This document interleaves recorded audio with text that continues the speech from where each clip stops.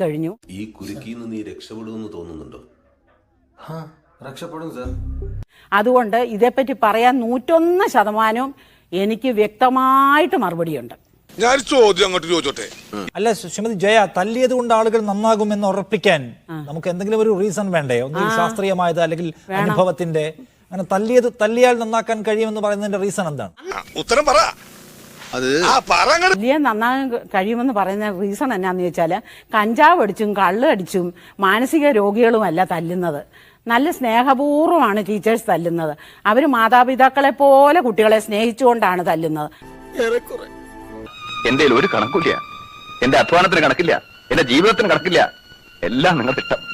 പക്ഷേ നമ്മുടെ സമൂഹം ഒന്നാകെ അങ്ങനെ നശിച്ചുപോയി, നമ്മുടെ പുതിയ തലമുറ മുഴുവൻ ഇങ്ങനെ ഒരു നാശത്തിന്റെ വക്കിലാണ് എന്നൊന്നും പറയുന്നതിനോട് എനിക്ക് അല്പം പോലും യോജിപ്പില്ല. പക്ഷേ ആ വടി കയ്യിലിരിക്കത്തേ ഉള്ളൂ.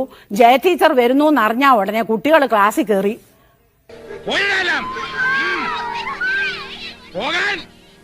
വടി കയ്യിലുണ്ടായിരുന്നുകൊണ്ട് കുട്ടികൾക്ക് അതിൻ്റെതായിട്ടുള്ള ഒരു ഭയഭക്തി ഉണ്ടായിരുന്നു, ഒരു സ്നേഹമുണ്ടായിരുന്നു. ഇന്റർവെൽ ടൈമിന് ഞാൻ ടീച്ചേഴ്സ് റൂമിലൊന്നും പോയി വർത്താനം പറഞ്ഞിരിക്കുന്ന ആളല്ലായിരുന്നു. ഓഫീസിൽ ശരിക്കും ഒന്നാമത്തെ കാര്യം, വടി ഭയമാണോ സ്നേഹമാണോ ഉണ്ടാക്കുന്നത്? താങ്കൾ പറയുന്നതിൽ തന്നെ ഒരു എന്തോ ഒരു അവ്യക്തത പോലെ. രണ്ടാമത്തെ കാര്യം, വടി സ്നേഹം തന്നെയാണ്. ആ വടി സ്നേഹം തന്നെയാണ്. ഇതൊക്കെ ഹാൻഡിൽ ചെയ്യാൻ ഒരു പ്രത്യേക സ്റ്റൈല് വേണം. സമീപകാലത്ത് വന്ന ചില കേസുകൾ, അത് എല്ലാം ഒരേ പ്രായത്തിൽ വന്ന കുട്ടികളുമായി ബന്ധപ്പെട്ടുള്ള കുറേ കേസുകൾ അടുപ്പിച്ചു വന്നപ്പോൾ നമ്മുടെ ഉള്ളിൽ, പൊതുസമൂഹത്തിന്റെ ഉള്ളിലുണ്ടായ ഒരു വലിയ ആദിയാണ് നമ്മൾ ഈ പറഞ്ഞുകൊണ്ടിരിക്കുന്നതും സംസാരിച്ചുകൊണ്ടിരിക്കുന്നതും. ആ ഒരു ടെൻഷന്, ആ ഒരു ആദിക്ക് അതിന്റെ ഒരു സൊല്യൂഷൻ വടിയെടുക്കലാണ് എന്ന് ഒട്ടും വിശ്വസിക്കാത്ത ഒരാളാണ്. നിങ്ങൾ ഇപ്പൊ വേണേലും ഓരോ സ്കൂളും കയറി ഇറങ്ങിക്കോ, കോളേജും കയറി ഇറങ്ങിക്കോ. കുട്ടികൾ ക്ലാസ്സിൽ ഇരിക്കുന്നില്ല, എല്ലാം പുറത്താണ്. ഈ നിൽക്കുന്ന ഘടാഘടിയന്മാരെ വിശ്വസിച്ചിട്ടില്ല ഞങ്ങൾ പിള്ളേരെ കൊണ്ടാക്കുന്നത്. നന്നായിട്ടില്ലേ നിങ്ങളുടെ പിള്ളേരെ?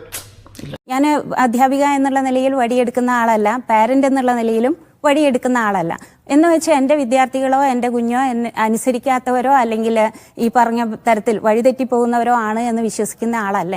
ഇതാണ് പറയുന്നത്, എന്നെ വിശ്വസിക്കാൻ ഞാൻ അങ്ങനത്തെ ഒരാളല്ല.